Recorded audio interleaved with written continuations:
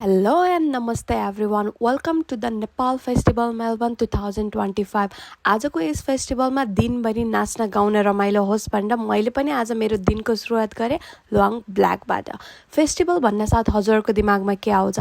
मेरो दिमागमा चाहिँ धेरै नेपाली मान्छेहरू, डिफ्रेन्ट कल्चरल डान्सहरू अनि स्टल्सहरू। त्यस्तै आजको फेस्टिभलमा पनि रहेको थियो एजुकेसनल कन्सल्टेन्सीहरूको स्टल्स, रियल इस्टेटहरूको स्टल्स अनि नेपाललाई रिप्रेजेन्ट गर्न गराएको ब्युटिफुल आर्ट्सहरूको स्टल्स अनि छुटाउने नहुने चाहिँ मेलबर्नमा रहेको बेस्ट नेपाली कुजिनहरूको फुड स्टल्सहरू। अनि नेपाली फुड स्टलमा आएर चटपटे नखाने त कुरै भएन र हामीले पनि चटपटे र सेल मजाले खायो। त्यसपछि यसै भिडियो बनाउँदै 2-3 जना पब्लिक फेसहरूलाई पनि भेट्ने मौका पाएँ र हामी सबै खानासाना खाएर माथि स्टेजमा फेरि आउँदाखेरि भिक्टोरिया गभर्मेन्ट र नेपाल गभर्मेन्टको पोलिटिसियनहरूको फर्मल स्पिच र सम्मान कार्यक्रम नि रहिरहेको थियो।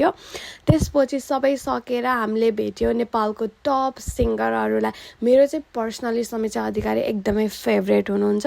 उहाँहरूको पर्फर्मेन्स स्टार्ट हुन साथ यति धेरै क्राउड आयो, ओ माई गड।